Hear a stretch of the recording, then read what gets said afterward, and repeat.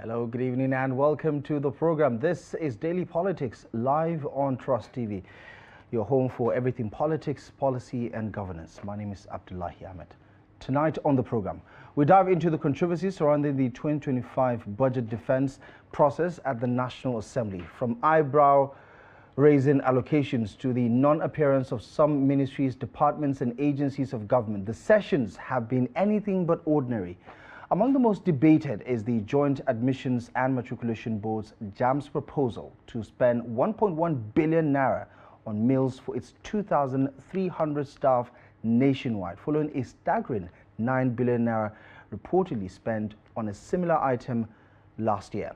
Meanwhile, the Ministry of Power, defending its 1.8 trillion naira allocation for the 2025 budget, has admitted it cannot guarantee zero grid collapses this year, raising fresh concerns about value for money in critical sectors. And as the Tinubu administration grapples with delays that may disrupt the January to December budget cycle, questions linger over alleged insertions of controversial projects and discrepancies in line items. Joining me on the program tonight to break it all down is Iniobong Usen. He is the head of research and policy advisory at BudgIT.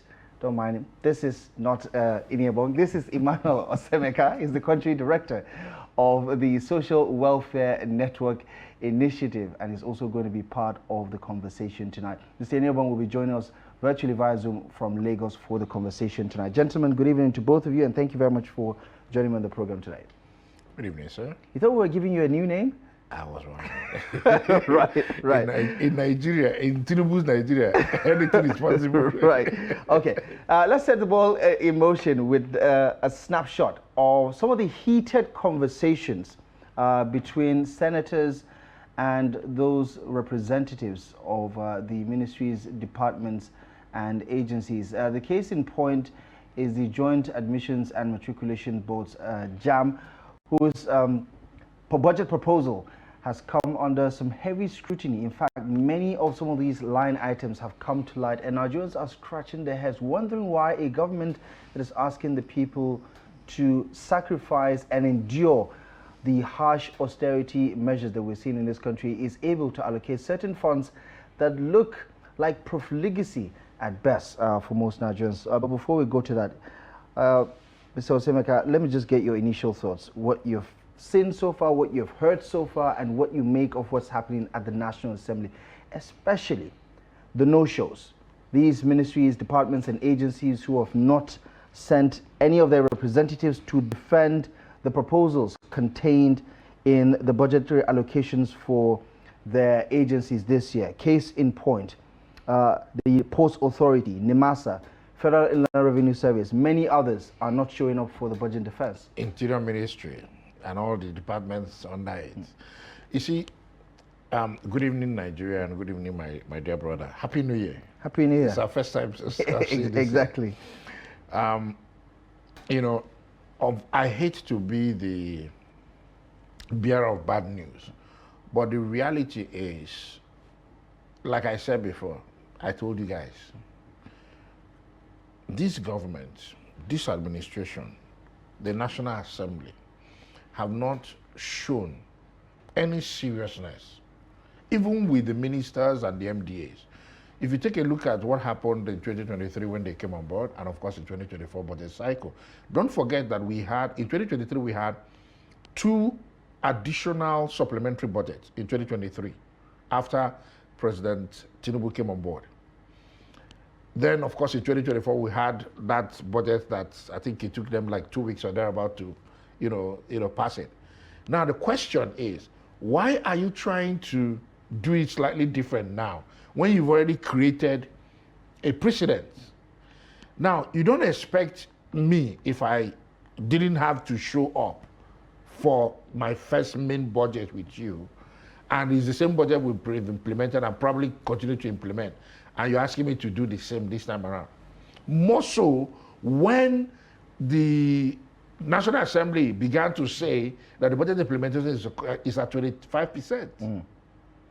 In January of 2025, the 2024 budget implementation is at 25%. The capital expenditure, according to the National Assembly, stood at 69% or thereabout.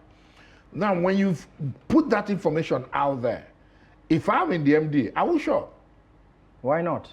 What am I coming to say to you? You've judged me before my appearance. I mean, kudos to the JAM registrar. He's a man that I respect a lot, Professor Ishak.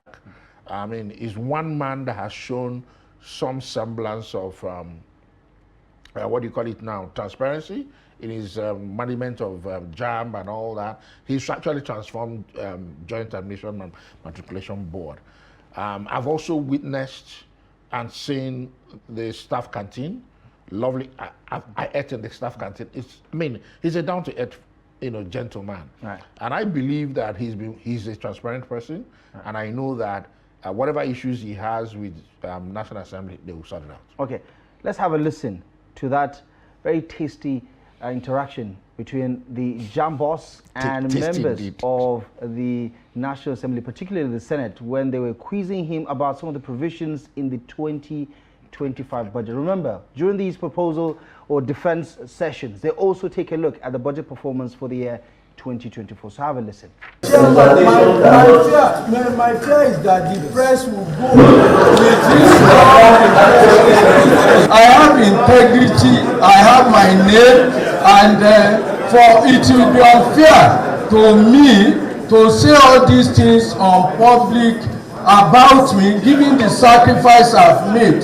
The guys who are paying this, the source of revenue, they are the sons and daughters of people who are grossly underpaid.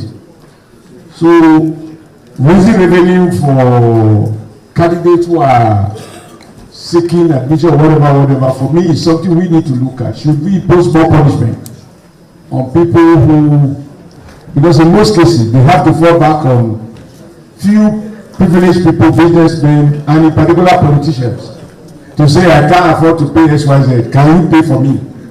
I think that JAM should be sensitive to the reality of the country as it is today, that we are not supposed to put more burden on the children of the poor who attend universities.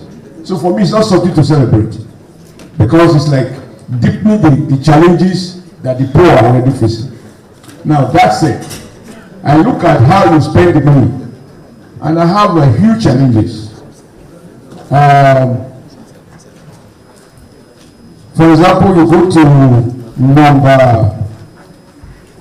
13 and 14 on page 13. I see here local travels and transport orders, 600 million. Then 14 with Esther, local travels and transport training, 6.4 billion. You're spending 850 million naira for security. I don't know whether you are entitled to security vote. Cleaning and fumigation, 850. Even if you live in a farm, do you need this kind of money to, what are you fumigating? I guess snakes. Refreshment and meals, 1.1 billion naira. Are you entitled to be fed by government? Are your workers being freely fed? Now, these are huge numbers. When you take them together, you realize that you are spending for what you are generating for poor students. Now you have staff housing scheme, 1 billion. Is the federal government still providing housing? What happened to Obasanjo's monetization policy? You have construction of cubicles, furniture, and supply installation and networking of computer systems. I'm like, what is the lifespan of a computer? Do you buy them every year? If we look at your last year expenditure, these items were there. Take your 4 billion, which you wanted to release, and save yourself and pay your salaries. Give you what your business knows. These sessions have become sort of like the highlights of the activities of the National Assembly, where they are mostly dramatic, theatrical, in a sense, performative, some people have said, where sometimes you get a sense that the conversations are somewhat honest, but in the grand scheme of things, you don't expect much to change. Well, I'm happy to say that Mr. Iniobong Osemeka, the head of research and policy advisory at BudgIT, is joining the conversation this evening at this hour. Mr. Iniobong, thank you so much for joining the conversation. Let me quickly get your initial impression from some of the interactions that you've seen on media, especially the one that we've played right now, and how that signposts some of the issues we have with budgeting in this country. Yeah, good evening to you and good evening to your guests in the studio, and thanks for having me. I mean, in a utopian world, what you just displayed in your studio should be what should be happening in Parliament or in the National Assembly or any legislative arm of government, as the case may be, where the arm of government vested with the authority, vested with the mandate, vested with the powers to sort of review or perform oversight functions over instruments of states, appropriate funds efficiently, and ensure that, you know, a country or citizens of a country get value for money. But all of this in light of so many other deficiencies with Nigeria's public financial management regime seems performative to me.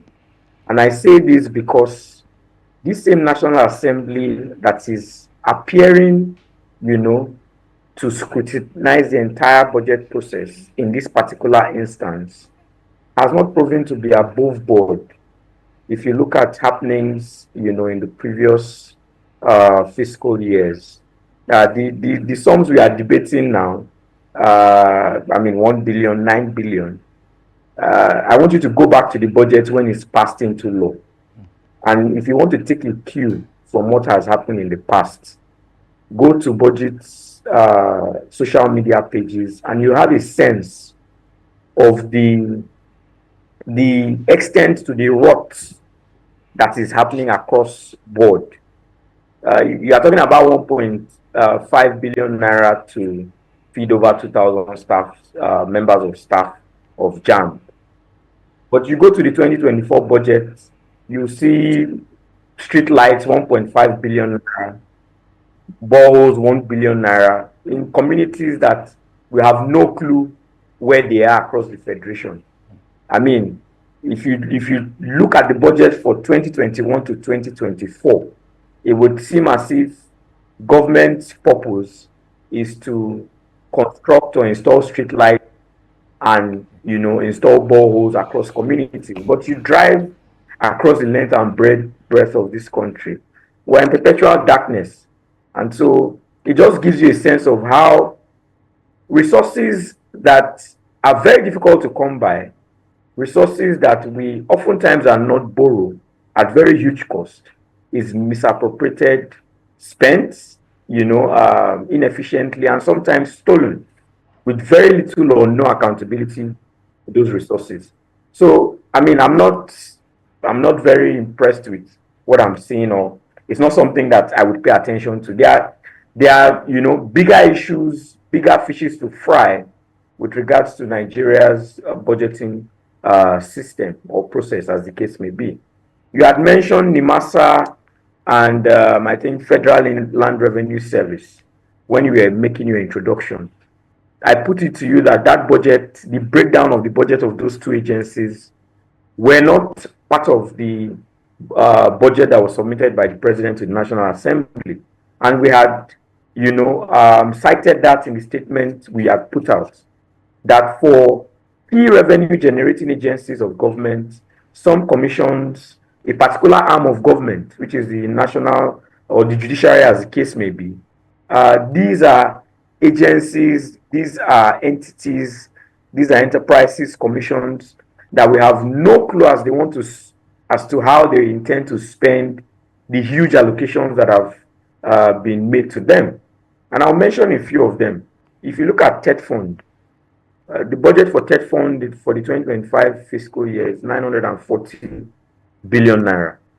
There is no single detail as to what TED Fund intends to do with that sum. If you look at the National Judicial Council, it's a little over 400 billion naira, if my memory serves me right. And in my professional life, I have never seen the breakdown of the budget of the National Judicial Council. So that will tell you that for all of those resources that have gone to that particular arm of government, we have no clue as to how those resources have been spent. Nobody has been held accountable for how the resources have been utilized. For agencies like NIMASA, the Nigeria Customs Service, the Nigerian Postal Service, Nigerian Port Authority, over 63 of them, for those entities, it was for the very first time last year, after so much advocacy, so much pressure by BudgIT and other civil society actors, that the proposed budgets of those agencies were published for the first time. And we didn't get to see the approved budget. Now, the implication for that is that these government-owned enterprises that were specifically set up to generate revenues for government, if we have no clue as to what government expects from each of those agencies in terms of revenue and what they intend to spend, it sort of distorts government's projections. Right. Because what often happens is that because they have the ability to raise those revenues and spend from what they raise, then they can spend arbitrarily, spend on things that, you know, they feel or wish. And this is because they are out of the act of the public.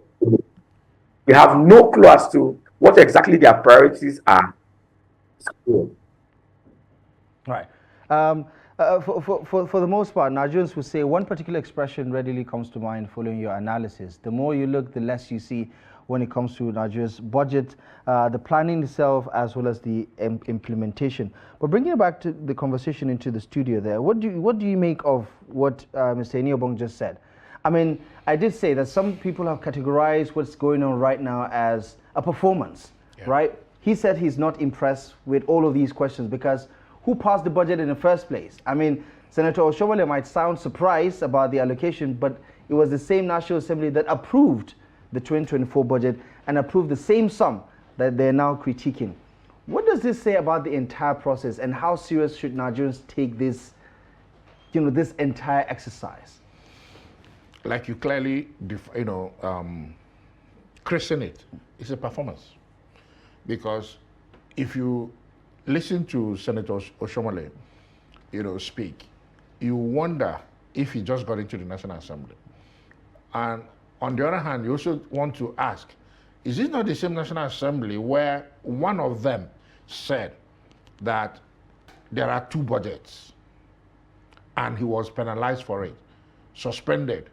I think that it was suspension, right? Yeah. That should be Senator Abdullahi. He did take it back. He walked back some of the allegations that he made. Yeah, but the allegations were true because a lot of people took time to look at the budget and discovered that there were two budgets. So the question of which is the real budget, which is the main budget that was passed. There's nothing wrong with having two budgets. It might be that the budget came and there were amendments. Probably everybody didn't get the final amended budget. So with that, I can say maybe Senator Osemeka might be right to, feign surprise at seeing that 2,000 staff members of JAM were fed for a whole year with 1.9 billion. 1.9 billion is a drop in the ocean of what, take a listen at what Mr. Usen is talking about. Have we even seen the budget of the CBN? What about NNPC? Since subsidy was removed, the question many are asking today is, how much have we generated from the subsidy? And what is going to be the benefit to Nigerians? Because the truth is, they show us what they feel we need to see, then we get engaged, we get busy, then we forget to ask the right questions. I'm hearing 400 billion to the National Judicial Council. For what? For their meetings? Or sitting allowance? Where do they travel to? How many members of the National Judicial Council do we really have to have a budget of 400 billion? And yet, in addition to that, there are no details of that budget. The truth is, Nigerian budgetary system has remained very opaque for a very long time, and you will continue to have this whole drama Yeah, but isn't budget just, that, a budget, a plan, a spending plan that you may or may not have money to execute at the end of the day? Because sometimes, they could budget 400 billion. They might end up only getting 200 billion at the end of the day. So are we making a big deal out of nothing? We're not making a big deal out of it. The question is, why make a budget without a plan? You don't budget by dropping... the budget is the plan. Why? So if you have a budget and there are no details, where is the plan within the budget? If the budget is the plan. One professor, was, speaking the other day, and he said the challenge he has with this administration, which I agree with him, is that since 1999 till date, this is the only government that has no medium-term plan. No single medium-term plan. So what you have is that the administration is functioning in silos. So you have the aviation, interior, FCT, name them. They're all functioning, working in silos. There's no direction. So the question is, you want to bring down the inflation to 15% this year. How? No plan. You want to reduce, exchange rate to XYZ. How? No plan. We have humongous, this administration is administration with the highest budget. Yet we don't have clear medium-term plan that you can say, okay, this is where we are going to. This is the economic plan. This is, with all of this we are doing, this is where it will take us to. This is what Nigerians are going to benefit. It's just verbose. Plenty verbose, no action, no plan, no document to use to even say, this is what they promised. Oh, don't tell me about Renewed Hope. Renewed Hope agenda is an agenda, it's not a plan. It's not a plan. That's the reality. It's a campaign material. What you do is that, yes, you have a Renewed Hope agenda, which was a campaign material. When you now win an election, you convert that to a plan with clear details. So you're constructing a road, for example, from Lagos to Calabar. What is the plan for that road? How does that road fit into the, electricity sector? Some would say, if you care to listen to the various spokespersons of the administration, you would understand that they have some sort of economic plan for the coastal road, the coastal highway. Have you seen it? They have been saying it. I don't hold water or hold. No, but the question is, water for them, has the media seen it? Has the civil society seen it? Has members of the National Assembly seen it? Has even the members of Tinubu's cabinet, have they seen that plan? Even the spokespersons, did they make a plan? Let's stop deceiving us. We're in 21st century. Right. Even Trump has a plan. Why do you say even Trump? Is a discussion for another day. Okay, let's bring back Mr. Usen into the conversation. Last week, your organization released a statement, and you did highlight some of those concerns in your earlier statements, but I want you to just shed some more light about some of the obscurity that you're referencing in the 2025 budget, and help us understand if this is a continuation of a practice of previous administrations, or if it's something peculiar with the current administration, especially the 10th National Assembly, when it comes to their legislative input into our national budget. Yeah, thank you very much. I'll respond to that and talk a bit on some of the things that your guest in the studio had alluded to. So if I take it from the point of planning, right, the truth is there's actually a plan, a medium-term development plan, the National Development Plan, that was supposed to run from 2021 to 2025. So there's a plan that is supposed to terminate this year. But the truth is, the annual budgets for the federal government historically often deviate from the National Development Plan. Ideally, what should happen is your medium-term expenditure framework and your medium-term budget framework should draw from your National Development Plan. Is that National Development Plan that would articulate all of your lofty ideas, the objectives for each sector for growth that will bring prosperity and ensure, your citizens have, good lives and livelihoods, as the case may be. But the truth is, year in, year out, the annual budgets that are supposed to deliver the goods, that have been articulated in that plan, deviates or is, sort of is deviated from that particular plan. And this is because the way resources are allocated through the budget, not, sort of show or tell that government intends to achieve any success in any particular sector. And this is something that this administration inherited. So a lot of these issues around Nigeria's budgeting system or the budget process are legacy issues. My problem with this government that it has not shown that it is ready to solve, the issues.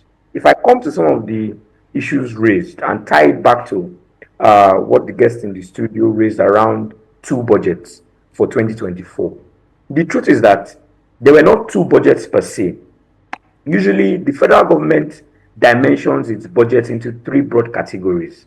So you have the statutory transfers that go to statutory agencies of government, goes to the National Assembly and the judiciary, as the case may be.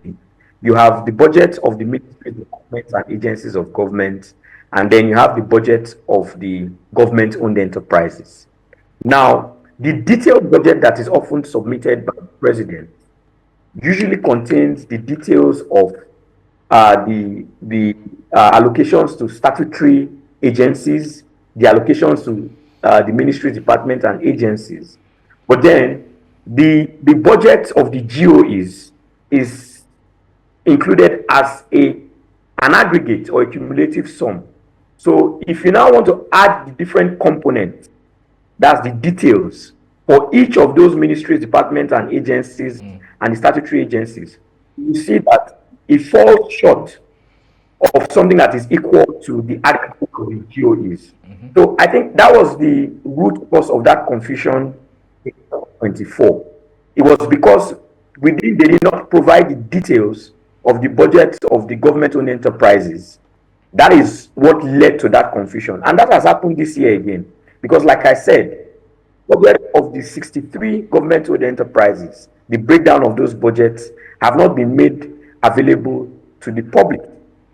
Now, if I come to another issue also around transparency, and I would like to dwell on the development commissions, whether it's with the NDDC, the new development commissions, that's the Southeast Development Commission, Southwest Development Commission, and the Northwest Development Commission, making them 5 development commissions that now get statutory transfers from the Consolidated Revenue Fund account of the federal government.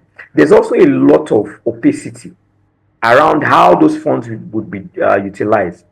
And I fault this government in not taking a cue from what has happened with the NDDC.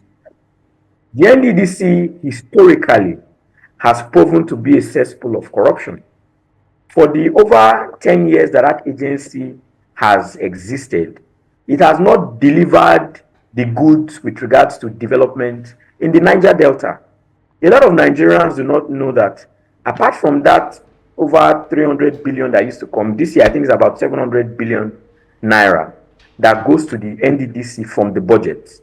The act setting up the NDDC, right, empowers it to collect 3% of the annual budget of every upstream oil and gas producing and processing company. And that goes directly to the NDDC. When we did the numbers for 2023, what went to the NDDC as that 3% levy, it was over $1 billion.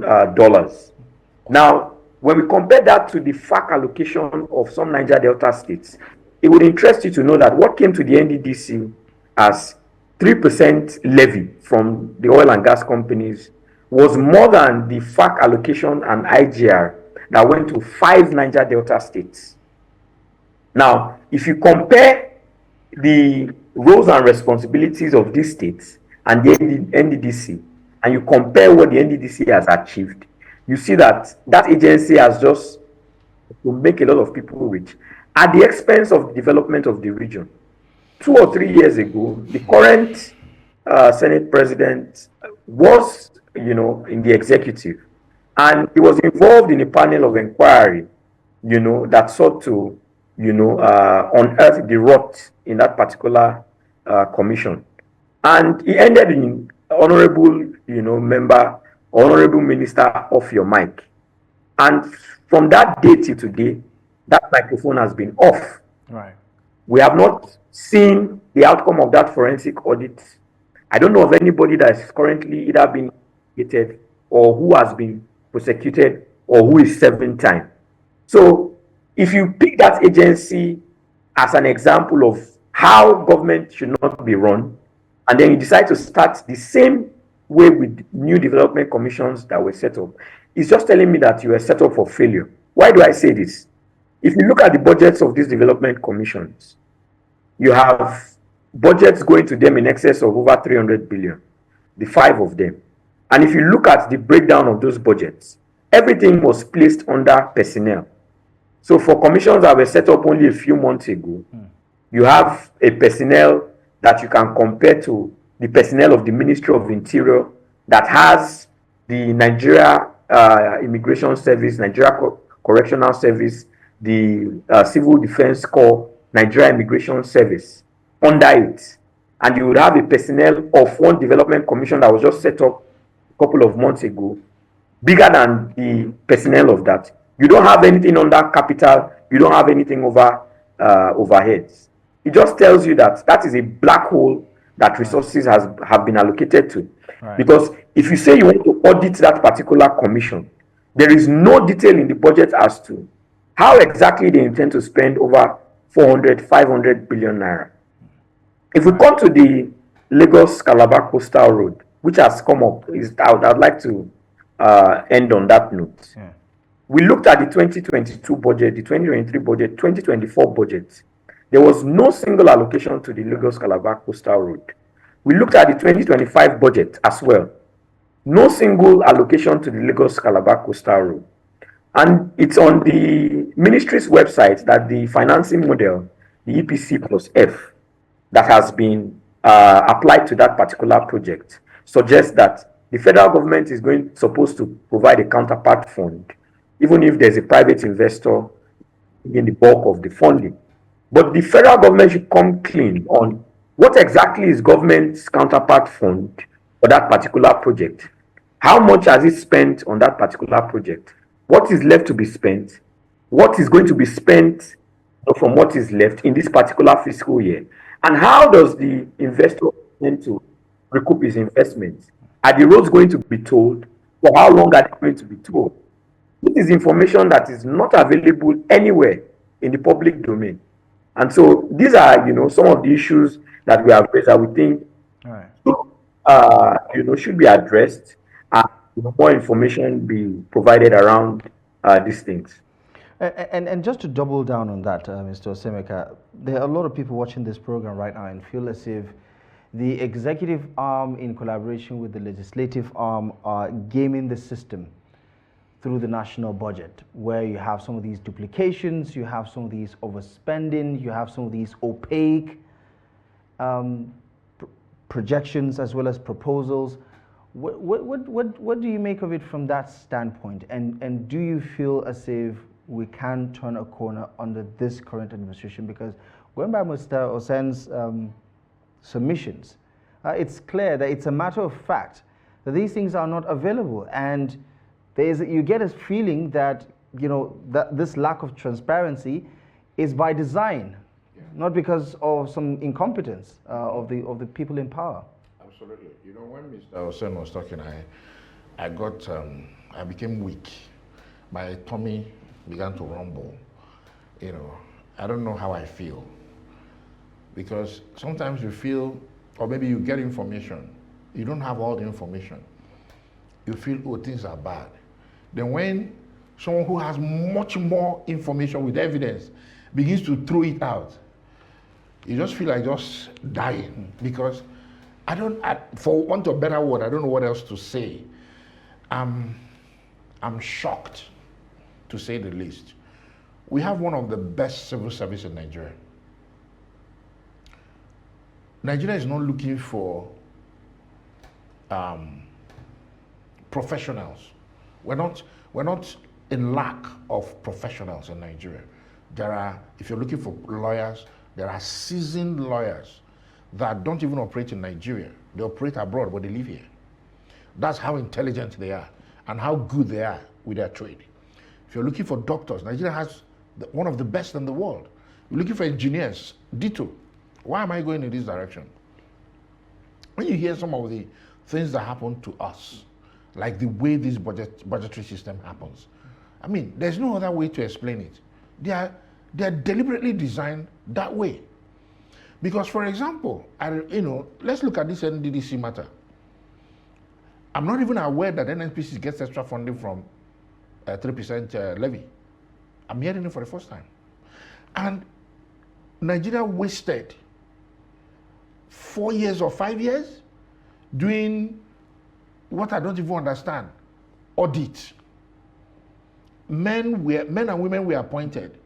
They spent monies. Then a minister was appointed until we got to that issue of honorable minister off the mic. Like he clearly said, the mic remains off till today. And the same person is the state Senate president today. And nothing has happened. And we have Economic and Financial Crimes Commission. We have ICPC. And they're not investigating these people. Every year we budget money, whether they are released or they are not released. It is the National Assembly that should be able to tell us when they go through this budget performance, based off of the performance. Like they're telling us that 2024 budget is currently at 24%. And we recall clearly that 2023 budget ran all up till, I think, June or thereabout.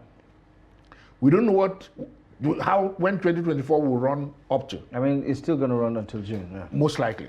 So the question now is, so if, as of January 2025, they are currently at 25% implementation, then something is fundamentally wrong. Right. And that fundamental error, I do not see this current National Assembly having the capacity to correct those errors. And you see, the truth is, like they say, the fish begins to rot from the head. Until we're able to get a man who has good head, and with his good head is able to appoint the right sets of people. I mean, when I look at Iniobong talk, speak, and I take a look at the array of senators we have, I get weakened because we don't put our best foot forward. And let's talk about the failure of some of these government ministries, departments, and agencies, especially the ones that have been highlighted by some of the committees who are perusing the budget and also assessing the performance of the 2024 budget. I mean, what do you think is happening here? Because, first of all, I can't wrap my head around how this is a constitutional process that needs to happen when you talk about appropriation, when you talk about oversight function and things like that. And you have senators lamenting how their request for appearance is being ignored willfully by some of these agencies. I mean, what do you think is going on here? Because they fail to oversight those ministries, departments, and agencies for the fiscal year.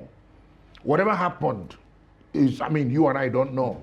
But I know maybe, the Minister Ojo most likely would definitely appear. But one of the things I see, and one of the things I've heard, is that many of these senators don't have the energy to carry out the rigorous work that is required. If you listen today to the confirmation hearing of the American appointed or nominated secretaries of state, secretaries for whatever position, you will see people who have done their homework. You will see people who have facts and evidence. And you juxtapose it to Nigeria. Take a bow and go. That's what you get. We don't scrutinize people who we want to pretend over trillions of naira year in, year out. The National Assembly members are not scrutinized before they're even elected. Have these budget defense sessions or processes become just a formality now? I think it's just purely formality. Over the years, it's been like that, and it's going to continue like that. More so with this National Assembly that, just says to the president, how high do you want us to jump? Mr. Iniobong, let's. A lot of people would definitely say that's a bit harsh, but anyway, Mr. Usen, let's talk about what's going on right now, and we hear some of the legislators give their takes on some of these allocations, the budget performance. They apparently were happy with the Nigerian military, their performance in 2024. Give me a sense of what sort of legislative action can be taken to correct or course correct, some of the anomalies that we are seeing right now. They've jacked up the defense budget also, I understand, by 50 billion naira, and a host of others. And you've also raised concerns about certain projects that are controversially inserted. I mean, budget padding has become a familiar term in the Nigerian space because of some of the contributions of some of these lawmakers. So talk to me about this legislative process, its quality, and what it can do to either add value or undermine the budget itself. So the truth is, we have to go back to the Constitution, right? I say that because the romance between the executive and the legislature is a lot more intimate than they want us to believe and see. I've seen communications between an MDA and a legislator, where an MDA that is supposed to implement a project will write a legislator saying, those insertions that you are going to make, those projects that you are going to insert in the budget, please consider our MDA as an MDA that you can insert those projects and be sure that we are going to deliver those projects. We have delivered in the past, we will continue to deliver. Right. This is an agency that is supposed to know that it is not the business of the legislature to insert projects in the budget. The reason why I'm not even spending too much time analyzing this proposed budget is because, from my experience, what often goes in as a proposal from the executive is usually a man. What often comes out is a woman. It's like a completely different budget entirely. You will see an MDA that would submit a proposal of maybe a capital budget of 10 billion naira to spend on priority areas that they think is, important, for their mandate or for their strategic objective or the, policy direction for that MDA. When the budget is coming out, the National Assembly will jack it up to 80, 90 billion. And by the time you check what is that insertion or the nature of those insertions, a college of horticulture will be given allocation. A college of horticulture, maybe in Abeokuta, will be given allocations to build a road in Nasarawa, or will be given a project to build a primary health care center in Akwa Ibom. And then you ask yourself, what is the business of a tertiary institution of learning with building roads, with constructing boreholes, street lights, or buying cars for traditional rulers? Mr. Usen, So it's just more retail politics. Yeah, Mr. Usen, pardon the interruption. Pardon the interruption. I just want to ask the question. Are you sure that was not a clerical error in the budget that you saw? Or are you saying that this clerical error? This is The president, when President Muhammadu Buhari was signing the 2023 budget into law, he made a statement. He said, these budgets that, I can't remember him verbatim, but what he tried to say was that this budget is unimplementable. Because how do you submit a budget with, let's say, 12,000 capital projects, and when it's coming back, the National Assembly has inserted almost 7,000 projects in that budget, and they are, inserting projects that ideally should not even be the business of the federal government in the first place. Why should the federal government be building a community town hall in my village? Why should the federal government be buying cars for the chief in my village? Why should he be digging a borehole in my village? What is the role of the local government? What is the role of the state government? What is the role of these development commissions that they are setting up all over the place?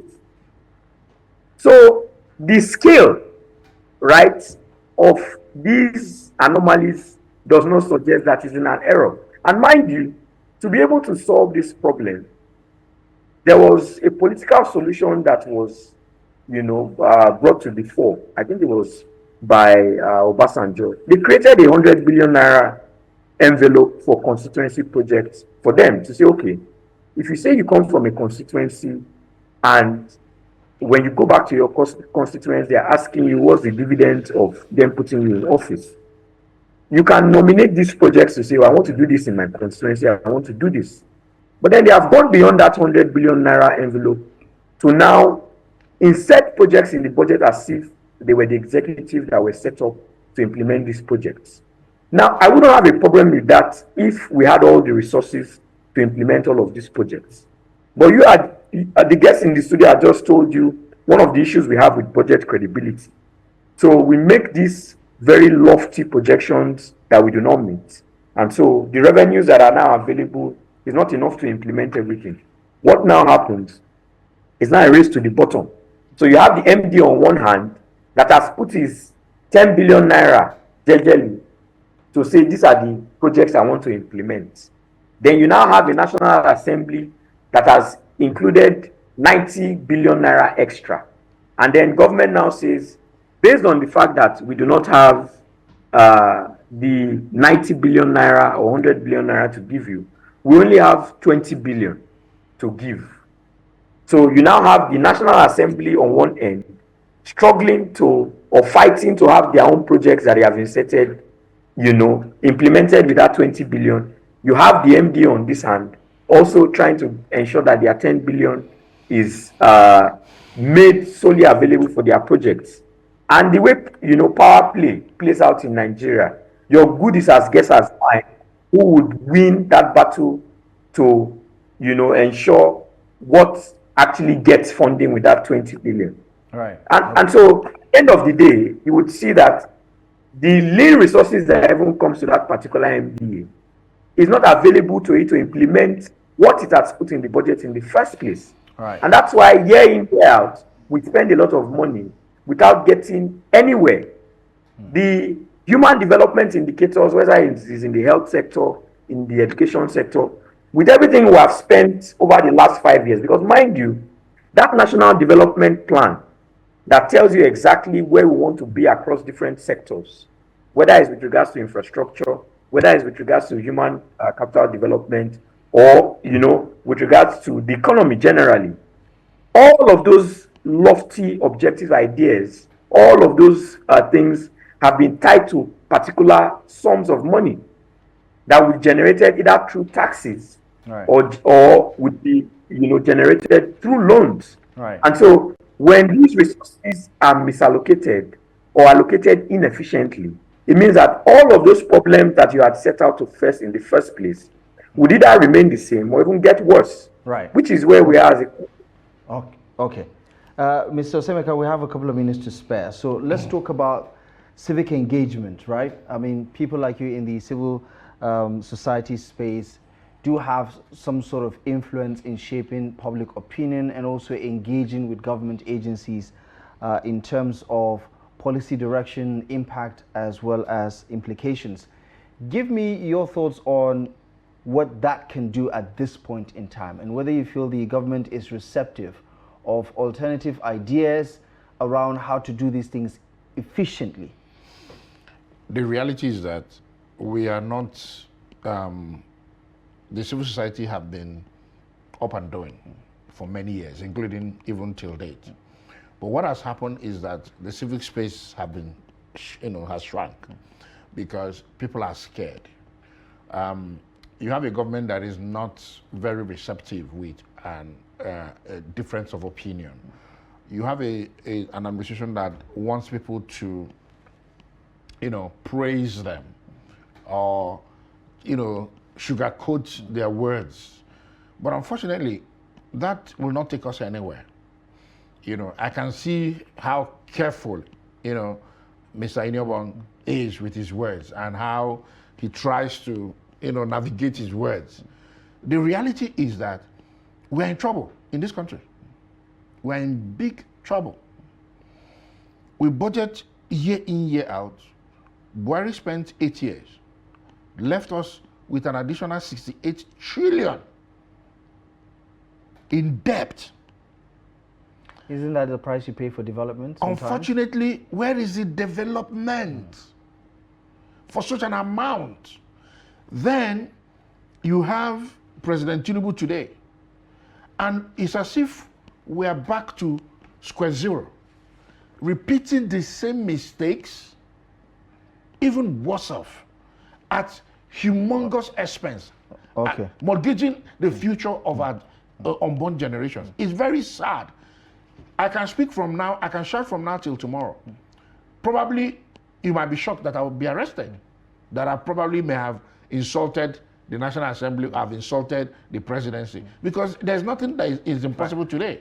So you don't think your hope is renewed looking at what's happening right now with the... There's still 2 years. Maybe my hope will be renewed after 2 years. Okay, let's hope that happens for your sake and for the sake of every other Nigerian who is holding on to hope for a better tomorrow. For want of time, gentlemen, we're going to have to end the conversation here. Mr. Emmanuel Osemeka, Country Director of the Social Welfare Network Initiative. As always, a pleasure.